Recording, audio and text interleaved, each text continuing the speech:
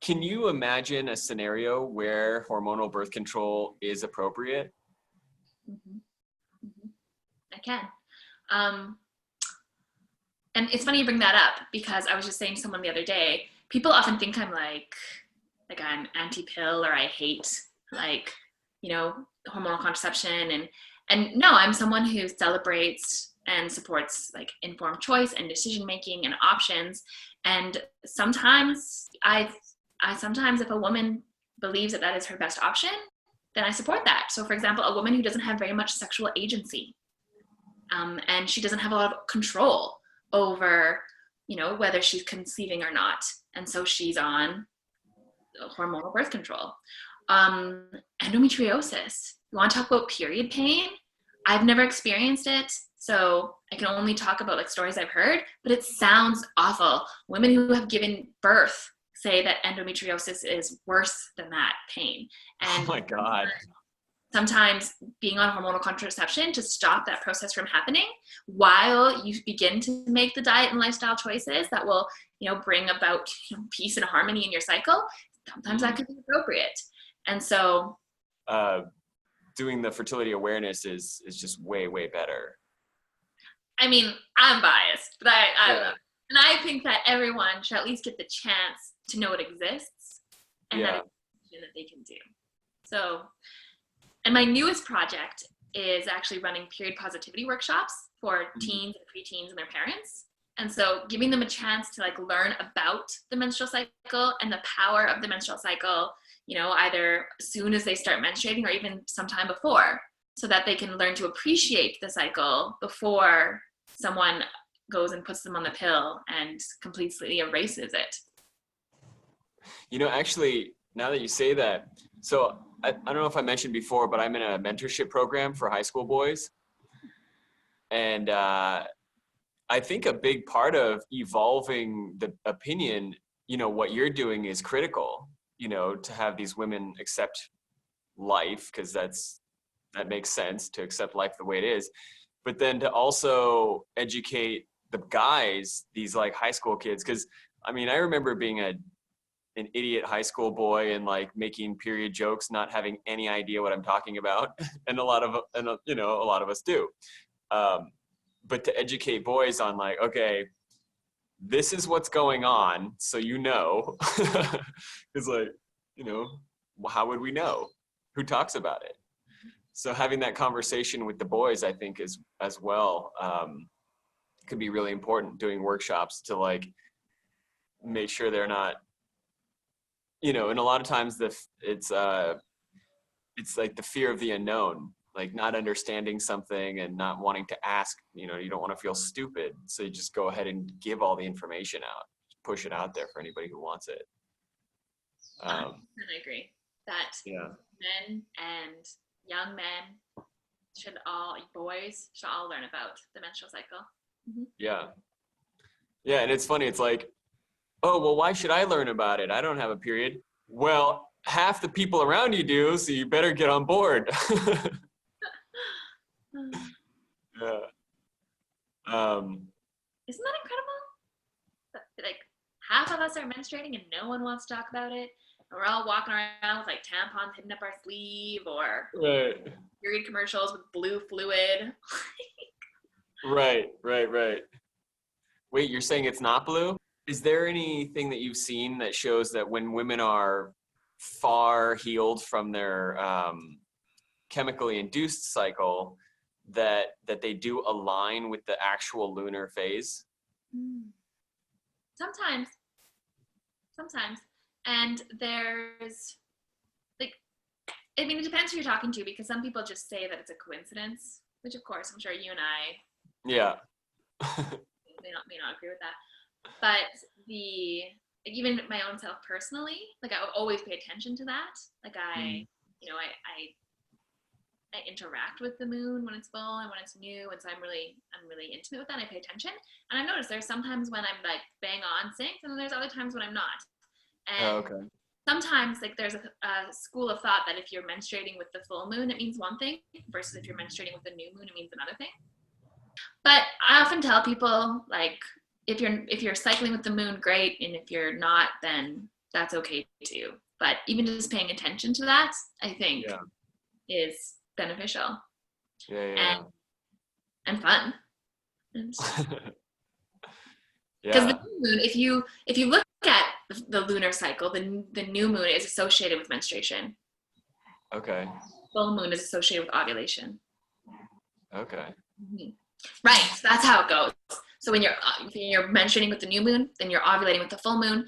That's like that's, I've been told, is the perfect cycle to conceive on, because all of your energy is like inward and building something inside, versus if it's swapped. So if you're ovulating with the new moon and menstruating with the full moon, then your energies are more outward and you're more doing projects that are more outwardly. But there's so much information on that. You can find that online. It's a lot of fun stuff. Yeah. Aside from all the biological, hormonal, environmental influences, one of the things you were talking about with period pain was emotional congestion. The resistance to letting it out is what seems to me to be a cause of the pain. Because it's like the body's trying to push it. And it's really cool that you say that, because menstruation in its essence is letting go. Yeah. Like you're letting go of your endometrial lining. You are letting go of what was the potential for like a child. You're like, it's like a mini death that you have to let go. And so I find, again, with that, I love that term. I'm totally stealing that from you, like emotional congestion. That, when you're holding on to things and you don't want to like let them go, that might be another way that this period pain manifests. And what else did I want to say? Oh, journaling. Like journaling through menstruation and accessing that part of you and giving that space to no matter what it is, whether it's to cry or it's to like one of my period rituals I like to do is write 2 lists. I can't take credit for this. There's a friend of mine who taught me this when I was living in Mexico, but you write 2 lists, and a list is things that I'm ready to let go of. And then another list is things that I want to hold on to still. Because again, taking that space to not only let go of your endometrial lining, but to let go of some other things that you might be holding on to, whether those are relationships, whether that's, a belief or a thought, or gosh, who knows? Yeah. Wardrobe. But so let that go. This jacket never fit me.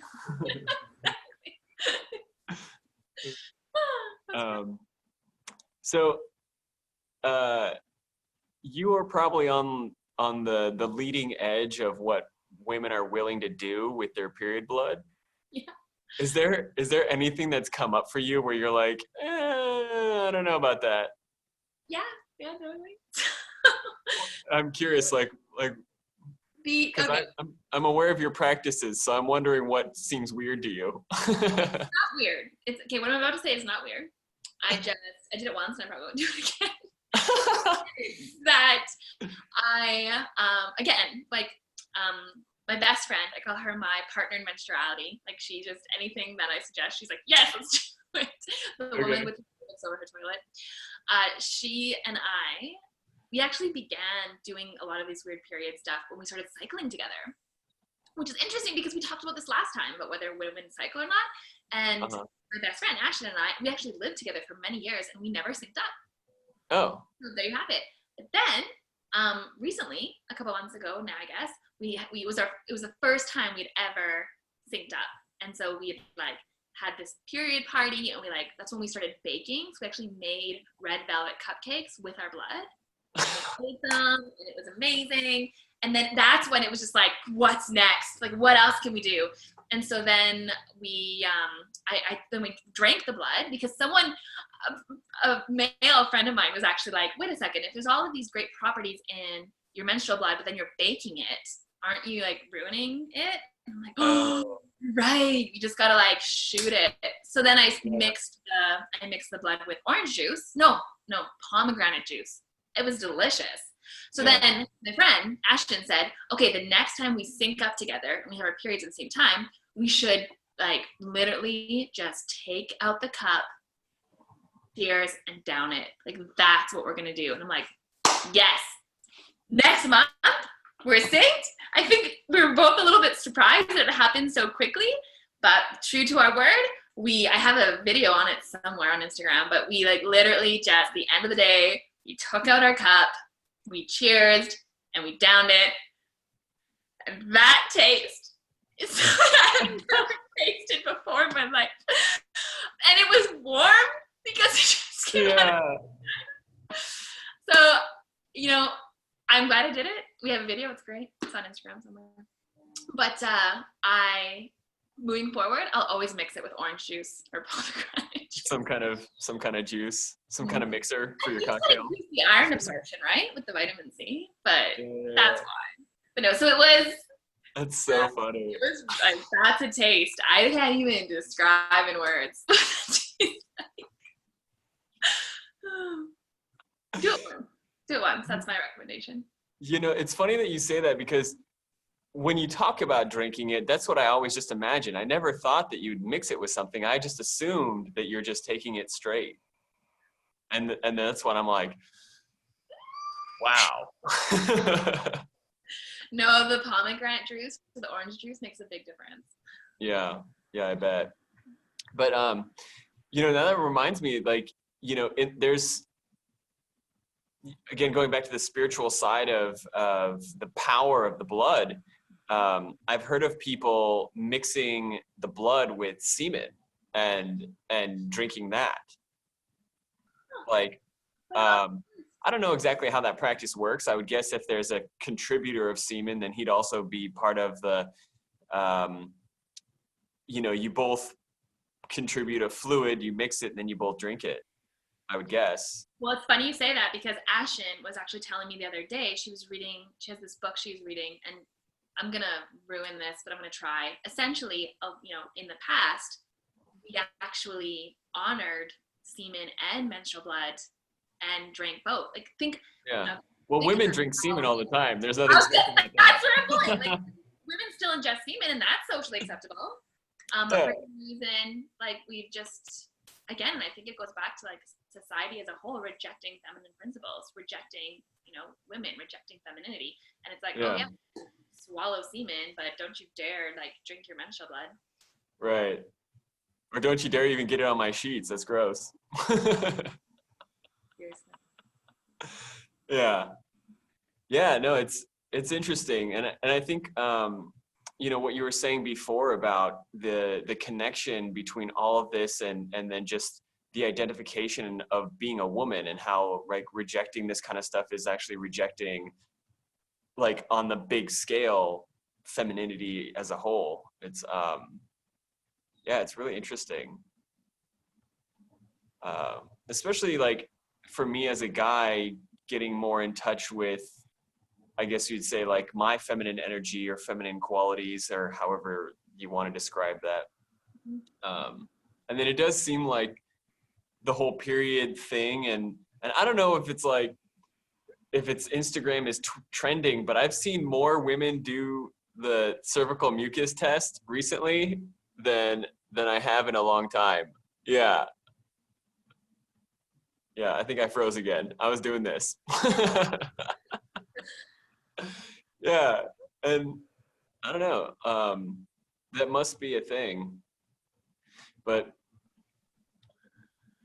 so here's a funny scenario. What if there was a person who identified as a woman but was not able to create their own fluids? Would you donate for their experience? Would you give them blood or mucus to? What a question! I can't answer that. I don't know. You know what? Oh, what a good question. That's an intense question. What comes to mind when you say that is actually when Ashton and I were making our red velvet cupcakes to celebrate our period party. We were in the middle of making the batter, and we all of a sudden dawned on us, are we going to mix our menstrual blood? And are we going to put it together in the same batter? And in the end, we decided not to, and we decided to separate it. So I had my own batter with my blood, and she had her own batter with her blood, because what we decided and what we had read was that it's really powerful and almost dangerous to mix your menstrual blood with another person. That's like a connection that could almost become, I think, dangerous. And we decided that we were already connected like well enough, and we didn't need to like go that far. And even I mean, maybe you read or heard stories of women like secretly putting menstrual blood in men's, you know, food or drink, and like that somehow is a love potion that like connects them. Like it's almost like this witchcraft kind of stuff. And so beer tastes rusty. And so because like I didn't even want to share like a batter, you know, with my best friends, like sharing their menstrual blood with someone else. No. And I could see that. Like, I totally agree. I mean, I don't even like being around people, you know, just the space around me is sacred to me, you know, unless boundaries. I guess that's the best way to say it. You know, boundaries are very, very important. You know, but just the thought of like, well, you know, some women are not able to carry children, and then you have some women surrogate mother. Breast milk. Yeah, or breast milk. Yeah. Good question. I'm gonna resonate on that a bit more. That's a great question. You know, I did find it to be really valuable the last time. So, if there's something that, like, beyond the understanding that women are in 4 phases, what would probably be another top tier bit of knowledge for men in terms of relating to women? Especially because kind of our like main topic today was period pain and just menstruation.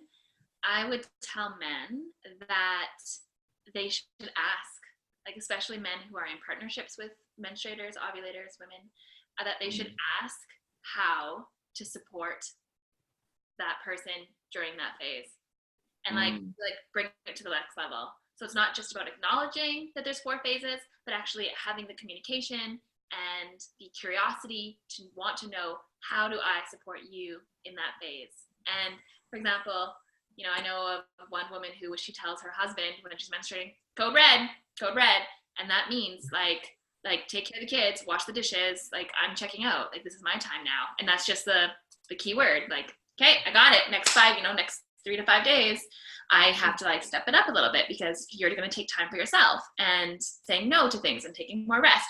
So to asking, and we're all different, and what we need to be supported during that phase is going to be different from person to person. Yeah. How can I support you? What do you need? You know, some women need space. Some women maybe want to feel closer. Some women, you know, so ask and be curious. Yeah, no, I like that. I think just in general, open communication is an obviously great thing. But it's funny, this reminds me. So my girlfriend, she's, you know, doing the calendar, and I was like, well, send it to me. I mean, I want to know what the dates look like. I want to know, you know, when we're safe and when, you know, like I feel like it's kind of, you know, it makes sense that, yeah, if you're in a partnership, your partner, it's just as meaningful for them to know as it is for you, because you're working together. So yeah, so she sent me the one time, and now she's out of the country actually, so that's not as relevant, I guess. But yeah, I feel like it's really important for me to be like tracking it the same way she is, you know. Yeah. And that's one of the reasons why I love fertility awareness, is because women's just popping a pill every day, you know, it's very one-sided, and I feel the burden of, you know, the person can feel a burden of taking care of the fertility and, you know, having that responsibility. But fertility awareness is a shared responsibility, and it's a way to foster this open communication, because you have to say, like, today's fertile or today's not. You need to talk about this, and you need to, you know, every month it's like a new question: do we or do we not want to conceive? And how our behavior is, you know, going to reflect that. And then, you know, taking it one step farther to like these 4 phases, and how can I support you? And, you know, and like even paying attention, like I would challenge you start paying attention to, you know, how do you feel differently with her 4 phases? Like you've heard of men having morning sickness with their, you know, partners all of a sudden. Like sympathy pain? Yeah. So how, like I've had partners who totally say they like feel in flow with me and follow me in my energetic changes. So in the first half of my cycle, I'm full of energy. And then versus the second half of my cycle, like my energy, you know, goes more inward, I'm more calm. And they say that they feel the same. They follow that and they mirror me in that. And that's really cool. And that hasn't always happened. But so I challenge you to like pay attention to how do you feel, or even you know, like that's really interesting. Well, so we were saying before a little bit ago about how, you know, men are probably going through cycles, but we don't have strong indicators. You know, it'd be interesting to find out that the cycles that men alone would be subtle and maybe difficult to detect, but in a coupling, then the resonance between the two people makes the man's cycle more obvious, and then you can work with that. And allowing that to, because of course, you know, even when going back to talking about like, you know, biology, and if you're a woman, you have a uterus and you bleed and you have these feminine qualities, you know, we have the masculine and feminine qualities in every single being. So allow, like, you know, your couple, your partner to like bring out the feminine qualities in you, and honoring the feminine principles of, you know, self-sacrifice, of rest, of openness, of, you know, receptivity. So yeah, honoring that part of you too. Awesome. Well, again, it's so fun to chat with you. I look forward to our next one. Yeah, for sure.